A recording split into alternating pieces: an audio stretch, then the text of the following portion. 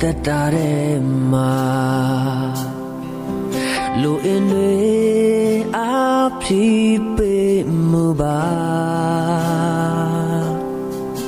ကိုရမပါရင်ကျွန်တော်ရဲ့ဘဝ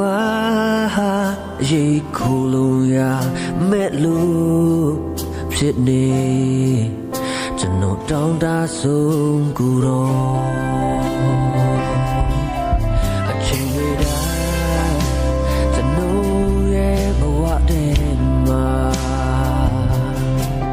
အကြံစီတွေ